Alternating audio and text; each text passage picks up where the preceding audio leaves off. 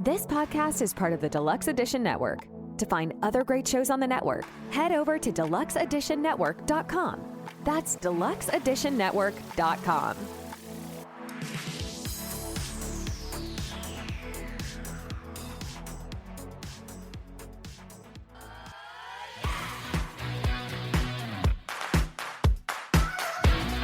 Coffee-fueled stories.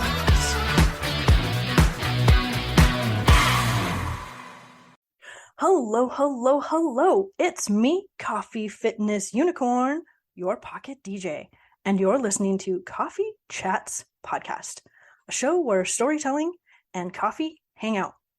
Continuing with February Fables, today's guest is author of a twisted fairy tale with elements of a dark romance for all you Valentine's Day lovers or haters. Welcome to the show, L.R. Friedman. Hello. Hey, thanks so much for having me. This is awesome. So I've got your book here, Descend. So why don't you tell the listeners a little bit about yourself and a little bit about the book, and then we'll do a deep dive, and then we'll talk about you and get to know you as well. Okay, so my name is L.R. Friedman. I currently live in Texas. My husband is military, so we're stationed here, but originally from outside of Washington, D.C. area. Writing a book was something that I had wanted to do as part of my 5-year plan for about a decade. Every year I'd be like, part of my 5-year plan is write a book. And then I just kept pushing it off. And after everything with COVID, it kind of got me thinking, why do I keep saying that I'm going to do this and just push? And I was like, this is the year I'm going to start writing. So that is how I started kind of forcing myself to write Descend. And it is as you mentioned, like a dark, twisted fairy tale. We have two, can I say badass? Hells yes. Yeah, totally. Two badass women. One who is from our world. And so she ends up kind of being on a journey of her own self-discovery and finds herself in a magic realm. We get to kind of learn about that world through her eyes. And then on the other side of it, we have this, I want to say, reluctant assassin character, and more of like an anti-hero, but she is trying to find her way and gain her freedom. And kind of this story is how those two worlds and those two women converge. And yeah, I absolutely love, I love them both so much. So I love seeing how these two very different characters come together and take on their bad guy in the storyline. I love it. Thank you for that. And I've only read Descend, so you now have book 2 and Yes. book 3. So Scale is the next one, correct? Yes, I have Scale, and then Ascend will be the third book, and that one's coming out this summer. So I'm currently writing that one. I'm on my deadline for draft this week. So yeah. Very cool. Congratulations to that. That's a huge feat. And that's actually one of the first questions that I would like to deep dive into is what it can either be what or how or why. So however you want to answer it, but it's basically, why did you want to tell this story? What was the significance of this particular fairy tale? Was it something that was it a story that you wanted to share? Was it something that you created? Like, walk us through your process. Why this book? How did you come upon this story? My kind of spark for the story was actually Ashlyn's character. So my badass assassin in our magical world. I can't say too much without revealing things that kind of happened towards the end and / beginning of the next book. But that was kind of the initial spark of just trying not to say anything about it. But I was going to say, if you want, you can tell me and then I'll edit out. Sorry, listeners. So that was my initial spark, was just her character. From there, I actually started thinking about the books that I loved growing up and how I kind of wanted something that was like Harry Potter Chronicles of Narnia, and like that escape of like someone from our world going into another world. And that's how I got my character of Kylie. And so I was like, wouldn't it be so cool if we could start in this world and then be learning about this other world through her eyes, but also still have all those like cool fantasy elements that I absolutely love. So that is where it kind of started. And then I always really loved like Brothers Grimm and Hans Christian Andersen, like fairy tales, and they're always darker than what we get to see in like the Disney-fied versions of them. So Right. I wanted to kind of take elements from those fairy tales and folklore and kind of infuse that into the world and the characters. We were just talking about this before the show started. I am wearing my shirt that says drink coffee, read books, and fight evil.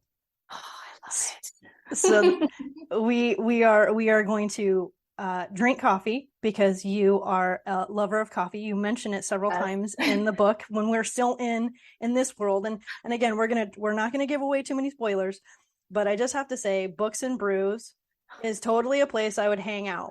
Like, I want it so bad. it was so cool. And I wanted to listen to music that would take me into your world that you created. And so I found a YouTube channel that was a bookstore, a fairy tale bookstore type of music setting. Yeah, I can send you the link. It's kind of cool. Oh my gosh. And it had like little tinkling sounds. So you could kind of imagine like little fairies and things. And it had like, nature sounds. And it just had like this really ambient vibe to it. And so I really felt like I was being transported into this new world that you had created. And now the correct world, I'm going to let you pronounce it. Solaria. Okay. I think I'm pronouncing it correctly. And I even asked you about Ashlyn as well, because You're fine. I wanted to make sure that it wasn't like Aisling, and it's an Irish name. Yeah. So it means dream or vision. So did you intentionally name her that? I did. Yes. Very cool. Very cool. As we were messaging back and forth, this is for you listeners. It was really cool. So her book, she has two different points of view from Kylie and Ashlyn. As I was reading her book, your book, I would flip the bookmark between Kylie and Ashlyn. And it just I really like that little element that that you sent for that. And so it really helped me, again, feel transported into this world that you had created. And then what I wanted to ask you about was your characters. Are any of the characters based off of friends? Do you know these people? I feel like the characters definitely are infused with different facets of people I know. A lot of them have facets of myself that I've taken and kind of put into it. There's no character that I'd say, this is me as a character. I think I have that like quirky introvertedness of Kylie that's like kind of a nerd. And then, but Ashlyn, I think, is like that strong, like badass that I want to be. Yes. So I feel like those things definitely, I think as in scale, it's multi POV, so we get a lot more. There's a jump in the amount of POVs. It's like 7 or 8 in that one. Wow. I think any character I write a POV for, there's some facet about them that I relate to. Even Ox, he handles everything with humor. Like, that's his coping mechanism, and I feel like I am definitely right there with him. So there are definitely, I have a really good friend who's very extroverted, and she is 100% my inspiration for Anna, the roommate that Kylie has in the beginning. Just like this very extroverted, but would like go to bat for you type friend. And so, yeah, I definitely get inspiration from people around me. For sure. That's so cool. And I love that you mentioned Ox, because he became like I'm not going to call him a fan favorite, but he became like my fan favorite. Like at first, I was kind of a little off put, and rightly so. And that's because you set it up that way. And then every time I would see his name on the page before I would even so I would like turn the page and I was like, oh, we get Ox again. And so I hope you don't think that or find this offensive, but in my head, I kind of thought like Ox was kind of like in Guardians of the Galaxy, Okay. You're not the only person who has said that. So I'm actually that's why I'm laughing. So okay, cool. Because in my head, and then the one thing I wanted to, he was in my head like I had the Guardians of the Galaxy every now and then with Batista's character, yeah, in my head with Ox, but again, not in a bad way. I was like, he reminds me of this character, and so, but at the same time, I also didn't want to force the Guardians of the Galaxy character into your character, because that would be an insult, because you created your character to be this particular way, but there were elements that just would crack me up with Ox. it's so funny to me. Okay. I so I always love with Ox getting who people think of when they think of him, because he's my one character that it seems like there's all over the place of, like, I've had people say that Gimli from Lord of the Rings. I've had I can't remember his name, but some character entangled in like the villain tavern they go to. So actually not so long ago did something on social where I asked people, I'm like, who do you think of when you think of Ox? And I did get some people sending me from Guardian of the Galaxy. So you are not the first one that has said that. So but yeah, I love that character. And a little behind the scenes intel about it was, originally when I wrote my first outline, he was supposed to die in the first book. I was killed, like, and then as I wrote him, I was like, I cannot kill that character. I fell in love with him too much to do it. But originally in like the first outline of the story, I had planned he was not going to make it, but he is still going strong. So yeah, he won me over. So. Yay, Ox! I love it, Fergus. Yay! I love it. Fergus. That's so cool. That's so. Thank you for not killing him off. Yeah, right. He because he's also, an anti-hero as well. And I'm all about the anti-heroes. I love freaking anti-heroes, because who doesn't love a redeemable character, right? And we all feel like we are our own redeemable character. We've been through, everybody's had, difficulties in life, and sometimes you're like, do I go down this path where, there could be some repercussions if I do these things? We all try to walk that path, and sometimes it's not always so straight and narrow. You kind of forced, and you're like, I should probably not do that. I thought about it, but I'm not going to do it. And so you come back, and so, or sometimes you have to do the things, and we're not going to get into the details about Ashlyn, but sometimes you have to do these things. Here, I'll give you this example. This is safe. That won't be a spoiler. Yeah, go for it. So for like myself, I was a technical writer, working in the corporate environment. And so I wrote SOPs, standard operating procedures. I was like, you're going to know exactly what I'm talking about. I was in the Air Force, so I was going to say, thank you to your husband for his service, by the way. The SOPs, like, I love SOPs. You live by the SOP, you die by the SOP. That's just how, you operate in the military, and that's what saves lives. That's what keeps us all alive, I should say. And so, however, I knew if I ever was desperate, or let's say I had like acquired $1 million worth of medical debt for whatever reason, I knew if I had to, I could go work for this is going to get me in trouble with the listeners probably, a fracking company, or let's just say something along those lines. I think you know where I'm going with this. I call it blood money, right? Yeah. Let's say I needed to feed my family. I needed to pay my $1 million worth of medical bills. I'm going to go to the dark side to go earn some money, right? But I'm going to do it with a time limit. I'm going to say, okay, in 2 years, I'm going to go make a whole lot of money with these people that I don't believe in their product. I don't believe in what they're doing, but I need to put food on the table for my family. So that's what I'm saying. So like, sometimes you do have to go to the dark side. It's not, killing people or, selling drugs. Okay. I'm not talking about that. I'm just talking, you're going to do something that's going to morally push your moral compass. And so but then you come back. And so that's the general me. Okay, I go work for this company. I go do these things. I pay off my bills. I feed my family. And now I'm going to come back and I'm going to get a job where I feel good about myself.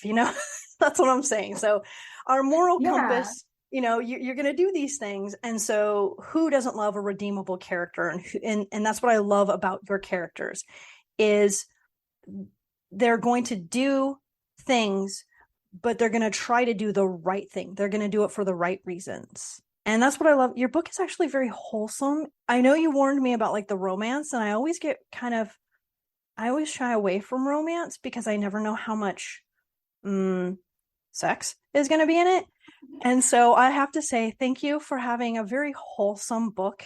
For book one anyway. I was going to say, I cannot promise you anything for book two if you end up reading it.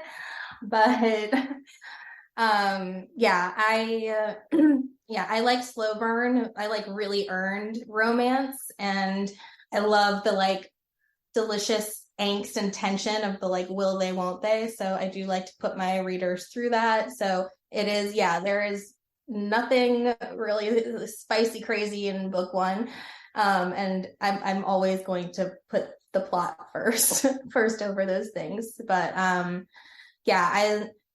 love morally gray characters, anti-heroes, redemption arcs. They are my favorites to write. Without saying anything too much about scale, but a lot of people have said since reading it that it's like you don't necessarily know who the bad guys are because you just keep seeing these different facets. And that was something I just really wanted for the characters. I wanted them to feel real because none of us are all good and none of us are all evil. And we can all make those tough choices like you were talking about depending on the situation. Like you want to think that you would never make a certain choice, but if you don't know until you're put in that situation. So I love that none of the characters are really, really good and none of them are really bad. And with Kylie and Ashlyn especially, like they work as such good foils to each other. Just in how they see their powers is a big one in this book, obviously. So we have Ashlyn who kind of feels more trapped by her power. It's how she's been used, and she doesn't see it as something she's been blessed with and is really helpful or great. And then we have Kylie, who is obviously new to this world and having power in general. So she, after the initial freak out about it, she's like, okay, this can like help me be empowered. Like I can, do all this stuff. So she doesn't really see the negative side of what Ashlyn is seeing. So I love that part of how they kind of reflect each other there. So you use one of my favorite terms. I love the word foil because it doesn't always necessarily mean you have your protagonist and you have your antagonist. It just means that, every character has something else that's going to spark and highlight the other character, right? Thus foil. Do you have did you take a creative writing class? Like how did you, and what is your process? Like you said, you spent a long time working on this. If you'd like to share with the listeners, what was your process? You gave yourself this 5-year plan and you worked at it and you worked at it and you worked at it. So what was that process for you? Like, are you an outliner? Are you a pantster? Or are you a plotter? Like what is, because I've checked your Instagram. So I have a feeling I know and I did my homework. So I have a feeling I know what you're going to say, but let the listeners know your process. Okay, so I minored in creative writing in college because I studied media arts and design. And so it just felt like a natural, getting to do fun writing instead of marketing writing. So that I did do, but in that class, all we did were like short stories. So taking on a novel was like a completely different thing for me. And I did work with a coach when I finally decided I was going to move forward with writing. I spent a lot of months just reading. Like I felt like I was like, I'm going to be a sponge and just read as much fantasy as I can. And everything I read, I tried to think of like, okay, do I love this book? Why do I love this book? Like, what are the things that I really love? Like, what are the tropes that I really enjoy and how could I twist them to be unique and different? And so reading for me, I read more than I write.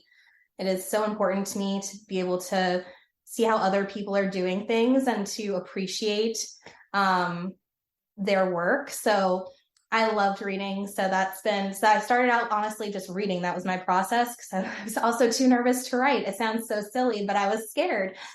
Then eventually I was like, you know what? Why do I keep reading all these books? And I can start putting something on paper. And I honestly told myself my mantra was embrace the suck. Like I just was like, it's okay if it's really bad, because bad words I can at least mold into something better. And if I don't let myself be bad at something, then I'll never get better at it. So that was my mantra. I honestly, my goal I set when I wrote the book was just, if I could have one person I didn't already know say, this book didn't suck, that was honestly the goal I set for myself, because I was so nervous. And I think honestly, if I had tried to go into it with any type of like perfection, which is something I've like worked a lot of years on trying to get over, I don't think I would have been able to write it. So that was kind of my initial process, was just every day going in and writing. And I ended up, as I said, hiring a coach. And it was fantastic because he worked specifically with people who were writing their first books, and it kind of doubled as like a course on writing a novel. And so I could make sure I had the pieces to make sure that I had all the arcs that I wanted and the world building and all the things, because that was the other thing, is I was really nervous about creating a magical world. Like at first I wanted to almost like push the going through the portal like further back in the book, because I was so scared about having to flesh out a whole new world. And then I realized, no, people are going to want to get through this portal. So I had to get over that very quickly. But yeah, that was kind of how that started. And then in terms of plotter versus pantser, I'm a plantser. I'm right in the middle. I like to, I have like everything on little note cards, and I will like lay them out on the floor, and that's how I plot out the book, like all the scenes that I want, things. I know the character arcs for each book, so I go into it knowing the arcs are what drive all the books for me. So I know where in each book those characters are going to start and end, and then I make up scenes, and then I just plot that out, and then that's what goes into my document. And then from there, everything else is flexible. I don't know how they're getting to those points. Like I don't know maybe the how, but I will know a few key scenes and where I really need the characters to end up with each book, and that's kind of how I go. Very cool. And you are actually the perfect person to explain all of that, because one of the things that we as creatives is we love to create, and then we're terrified to share it, right? Terrified. We're like, what if nobody likes it? I think it's brilliant. I think it's great. I think everybody needs to know about it. But wait, I don't know, right? Self-doubt, that little voice in the back of your head, and no, maybe I shouldn't. I don't know.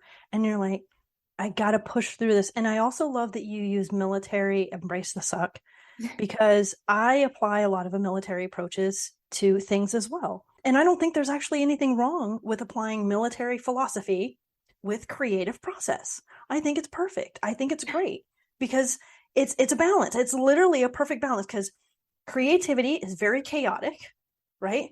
Military, very organized. And so the fact that you said you kind of blend the two and you're a plantster, I love that. That's awesome.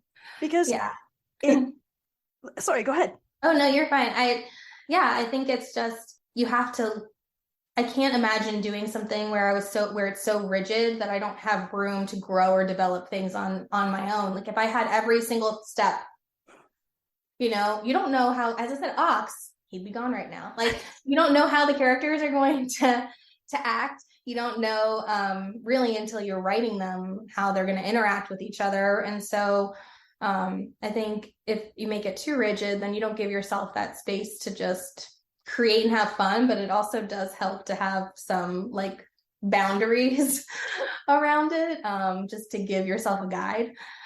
I wanted to ask you, so in the very beginning, and again, we're not going to give away too much, but what I did like is because you describe it as a twisted fairy tale. The first things that I wrote down were your unicorn. So when Kylie is 5 and you're entering into the book, and Kylie has the unicorn pancakes, dragon fire sticks. Like, that was absolutely adorable. I literally have those dragon fire sticks and then like adorable. So just so the listeners know, is it okay if I share and tell? Yeah, you're good. Okay. Dragon fire sticks is bacon. It's bacon. And the unicorn pancakes are obviously pancakes with sprinkles. But I just thought that was so cool how you started out with Kylie at age 5. That's how you introduced us into this world that you've built and that you've created for us. Lavender whiskey. That sounds so yummy. Have you tried to create your own like lavender whiskey cocktail at home? Have you noticed how Coffee Fueled Stories doesn't have any ads? That's because I work tirelessly to keep this show alive. After 3 years on my own, I've decided I need to ask for your help. I've never asked anyone to subscribe. I've never asked anyone to leave a review. I've never asked anyone to rate the show. And I've never asked anyone to pay to listen. There are a few ways you can help support the show. I've created a Patreon page, Coffee Fueled Stories, and a subscription section on my podcast website. It's simple to support and help me keep my dream alive. Just click the link in the show notes to set up your paid subscription option. It's that easy. Thank you for your support. I actually just got some lavender syrup. I'm sure if I could get like locally done, it would probably be better when it's in season. So I might try and scope out some here, but I didn't test it out until this January. So I can't say, when I wrote it, I had never had it, but I did Google to see if it was a real thing. And there is someone who produces it. So I was like, it is produced by someone, so it is possible, and someone drinks it. So yeah, I love lavender. Obviously it's integrated a lot into the book. Uh-huh.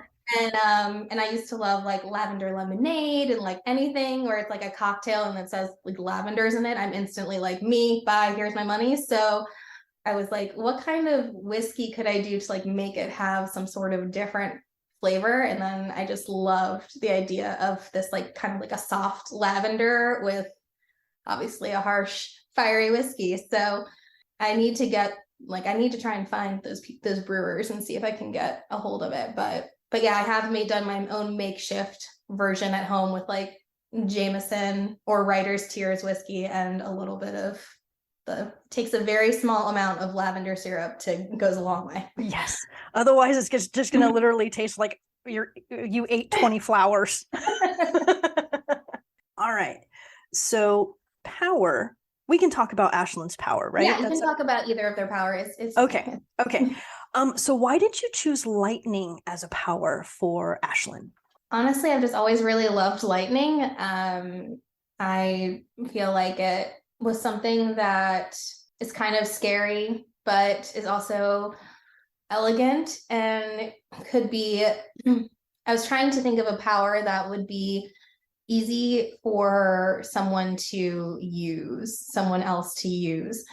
And I also just had this like vision of her being able to like pull lightning from the sky and doing like really cool stuff that we haven't gotten to see yet, but it will be there eventually. And I feel like lightning is just like energy, and I really wanted this kind of like juxtaposition of like life and death with that power. And I feel like there's something about like lightning that it's dangerous, but it also makes you feel kind of alive. So I really wanted to play with those two kind of sides of it.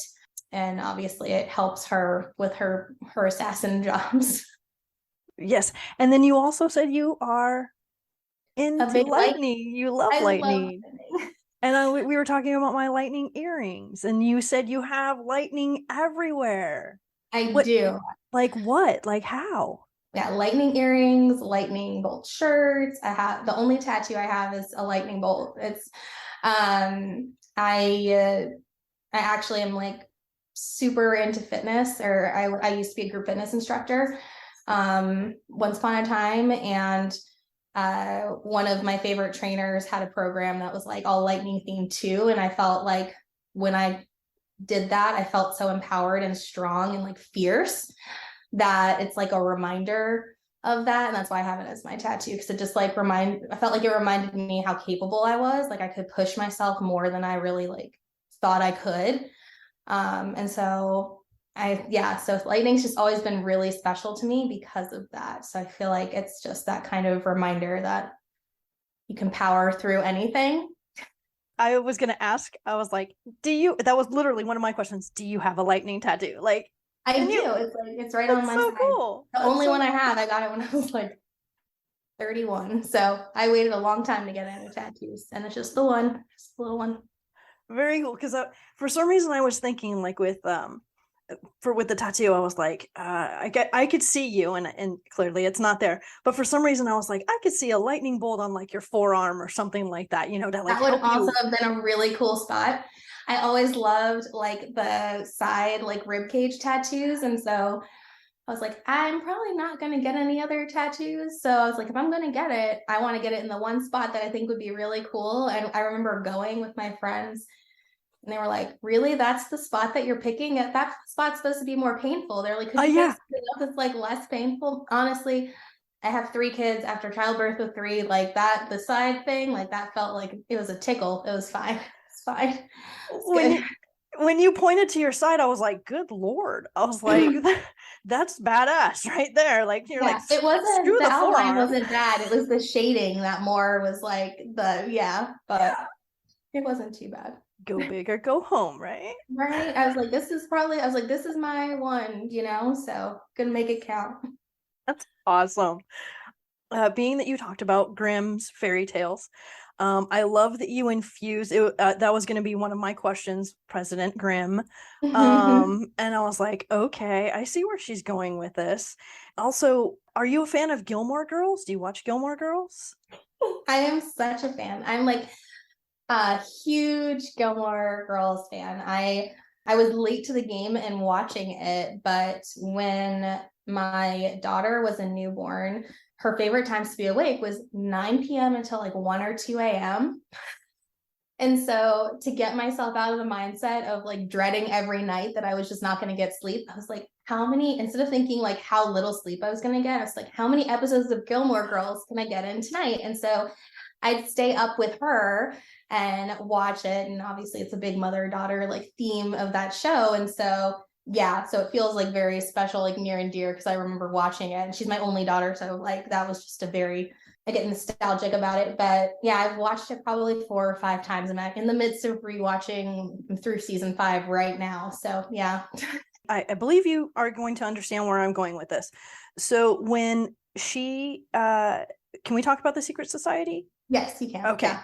So when she is dealing with the secret society, Kylie, there's the leap and the yell, and I was thinking of the Life and Death Brigade. Yes.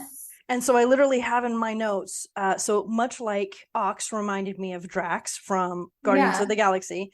That's why I always use the word reminded me. So it reminded me of Gilmore Girls when they leap and yell. So I felt like your world, as you were creating your world, it felt very familiar and it felt very safe. And of course, since you love Gilmore Girls, I don't think that's I don't think that's offensive to you. So I enjoyed that part. It is. It's actually, I did have someone message me asking me, they're like, because they saw I think I post about watching Gilmore Girls sometimes in my stories on occasion, and they were like, they had the same thought. It was like, oh, like this reminded me of when they like, and I was like, yeah, it's exactly like that was kind of in my mind. Like I read up on a lot of different secret societies, as much as you can really read up on it, because obviously they try not to tell you too much. Right? But I really loved in Gilmore Girls just that idea of where it was like this elite group where with the secret society, in the story, they're both kind of like elite. They have money. They're a big party to them. I mean, there's a very serious dark side to it, but there are, it's also, they've kind of moved away from, I think the original purpose, aside from maybe a few key members who are really honed in on it.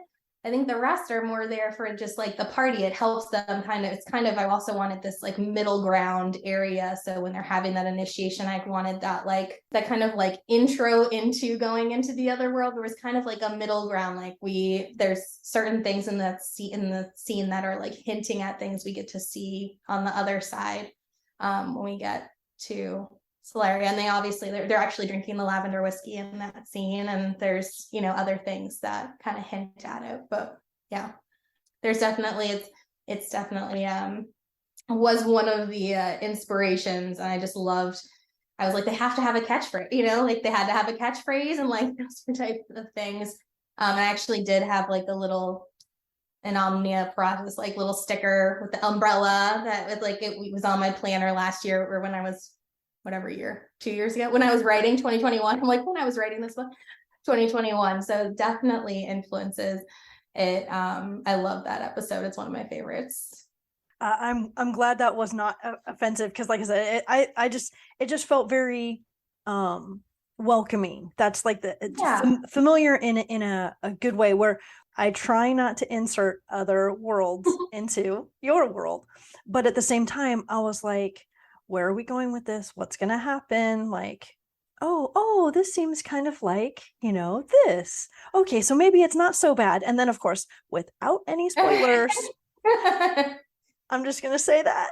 I'm just going to leave it at that. I have people who go, oh, it got dark. Like, I was like, oh, that's not where I was expecting it to go. But I was like, I wanted to make it where, to me, it felt like for Kylie, it had to be believable that like this was going to be, you want a secret society that people want to pledge. So I didn't want to, like, if it just came off as like terrifying and there was no like side that's like advantageous to join, like why would she? So I felt like I wanted to make it where it was just like this super cool, exclusive, like VIP into the outside world. That is what it comes off as. And then they have other things going on. But I absolutely love that association. And then I also like, you have the heart-shaped scar bond mark. And again, we're not going to go into to who it and what and how, but I thought that was really cool. So I'm looking at my notes here, and I was like, wow. I was like, it's not just a scar. It's not just this mark, but you gave it this heart shape. And I thought, how interesting is that? So again, there's that dark, sexy, twisted fairy tale scenario. Like, yes. How did you come up with the heart-shaped scar bond mark? Yeah, so I made sure I liked the idea of the mark looking like something. So it would not just look like a scar on someone. If you looked close enough, you'd be like, this is intentional. This was, the heart, without giving anything away, has a connection to a heart that is sitting in the jars on someone's shelf. So I wanted that kind of connection, and that it not to be like a pretty little heart, but like a straight up like anatomical heart mark that would look kind of strange. But if you looked close, you'd be like, why is this here? And it's a really big part of the second book. That will definitely comes back into play in the bond mark. But I wanted it kind of like that character. I wanted this idea of these like deals, these bonds kind of that are like tethered to her, non-romantic bonds, because we see like lots of beautiful mate bonds and things in storyline, and there are definitely themes that you might see later in the series, but so I wanted something that still kind of had that connection, but was just a little bit twisted and dark. So just like the heart in the jar, and then the matching little mark with it. Yeah. And what I also really enjoyed is the color of everybody's eyes. Everybody had a very specific color. So, and I was going to say, I'm like, should we tell all the colors, or? You can say okay. So, of course, I have green eyes. So Ashlyn's green eyes, like that just made me extremely happy. But I also thought it was really cool, like Sloane, and Drew, like everybody had like very specific colored eyes. And so even if I kind of, sometimes you kind of wander off, like when you're reading, you're like, ooh, and then you kind of like disappear, and you're like thinking about something, you're like, oh, wow, this is really cool. And then you come back, and then you're like, oh, wait, what was I reading? Because I don't know, maybe that's just me. Yeah. No, yeah. And then I look and then I'm like, I would see like the color of the eyes and I'm like, oh, okay, I'm still with this character. Yeah. So it kind of helped like ground who we were thinking of or who was talking to whom. And so did you have a specific, when you were creating these characters using, facets of yourself and facets of other people or things of that nature, was the eye color like very intentional? Or was that something that kind of like came to you a little bit later, like, or were you like, I'm going to create a character with these color eyes and this is going to be this guy? Let's pick Drew, for example. Oh my gosh, I love Drew's eyes. They're some of my favorite ones to describe because he has the golden flecks swimming in them always, and that's how they're described. I just love, I think eyes are like the most attractive part of a person. I think they're, because they just show that expression. You can tell so much from someone. And so I always have to, when I go back to edit, I have to check because I write about eyes so much. Like their eyes went here, their gaze there. I'm like, how many ways can I say eyes? Because it's like, it's such a connection point for me as a person. And so, yeah, I knew the colors that I wanted everyone's eyes going into it. And then with Kylie and Ashlyn and the other wielders, their eyes glow. And so that was something that kind of came on a little bit. That one came a little bit later. And that was more because I really wanted to like have a few differentiating features when Kylie came through the portal. Cause I was like, I want her to have something that looks different so that when she's, all of a sudden has this power and stuff, there'd be like something for her to see physically too. And so that's, so yeah, her eyes being silver and then Ashlyn's like that glowing emerald like green. I also have green eyes, so I do like, that's also probably, Ashlyn was my inspo character for the series. So that's also probably why I'm like green eyes. But yeah, and then with Sloane, I love Sloane. Anyways, yes.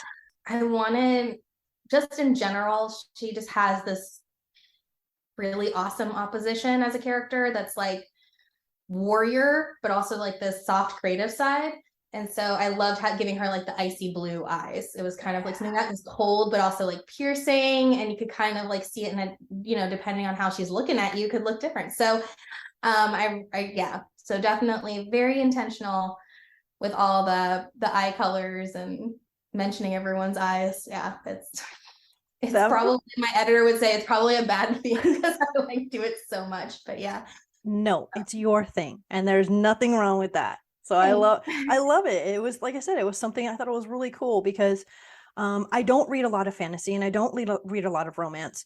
So for me, I have to figure out, okay, where is this author taking me? And again, this is where I have to like not take all of the things that I've been exposed to. It's more of this is a world that the author has created for me. And this is a journey that they are taking me on. Okay, where are we going? Where is she taking me? And then, as we get deeper and deeper and deeper. And by the way, I love that Kylie is coffee obsessed. So that's also obviously a self-insert quality. For sure. I dog-eared the book. I know. Sorry, listeners. I dog-eared the book. And I have on here on page 18, the 24-hour cafe. And then my caffeine-loving introverted heart soared at the thought of sipping a latte while tucked away with a book for hours whenever the mood struck. Yes, please. Who doesn't love that? I know, right? Right? I was like, when I wrote that, I'm like, I think it's me in a line, basically. Just right. And then the way you end the chapter, you had me at 24-hour coffee, Mr. Library. And I'm like, yep, 100%. Yep. Yeah. So now I have a question for you. And again, please don't take offense to this, but do they drink coffee in Solaria? Like, where's the coffee? They drink lavender whiskey, but I was waiting for like some sort of like fairy coffee. We have regular coffee. It's nothing super exciting, but we do have Sweeney drinking some coffee in book 2. So they do pour some whiskey in it. So we do have some whiskey coffee over at the Lavender. But yeah, we definitely had to have coffee. I had to think about it for a while. I'm like, does my world have coffee? It has to have coffee. So it's there. It's there. So yeah, no cool names though, like we have at Books and Brews. Don't have the fun names for things. So we're on the topic of coffee, and you love coffee clearly. My standard question is, how many cups of coffee do you drink in a day? And what is your go-to coffee? I'm really trying to be good about maxing at 2. So that's like usually it's 1, but yeah, sometimes I'll do a second in the afternoon when my kids have activities. I love local coffee shops. That is like my thing. Like, I'm obsessed. So I will go to like one of the local coffee shops here and drive through and then take the coffee with me while I wait for my kids to get out of their activities. And that's usually my treat a few times a week. But when I'm at home, I normally will do I try to do dairy free, because I've realized as I've gotten older my body just does not love dairy. So I normally do oat milk with I actually just found it's really good, this bourbon barrel maple syrup. What? It's so good. And so I pour a little bit of the bourbon barrel maple syrup and mix it with the oat milk creamer, because I have one of those little frothers. So I just froth it and then I pour it over just whatever coffee. I drink a lot of Death Wish coffee. I don't know. But yeah, so that's my normal go-to, or I'll do like a cold brew with the same type of creamer. But yeah. So I'm assuming your husband, since he's in the military, is he also a big time coffee drinker? He does like coffee. He actually didn't like it for a long time, but now he probably drinks more than I do. So he probably drinks like 3 or 4 glasses. He does always iced coffee with vanilla creamer, and yeah. Yum. So we are just about out of time, and I want to thank you so much for hanging out and sharing your story and talking about your characters and your books. I've thoroughly enjoyed it. It's been such a pleasure. Thank you so much for having me. This was awesome. And so, like I said, this is the best part about this is you are the perfect way to round out the Valentine's Day. You can either look at it as a positive or look at it as a dark fairy tale. And, for all of the anti-Valentine's Day out there. But I think no matter what, this book is nice and wholesome. And like I said, at least for book 1 anyway, I can only speak about book 1. haven't gone into the other things. I need you to say the tagline before we sign off, which is Okay. Go forth and be magical. All right. Go forth and be magical.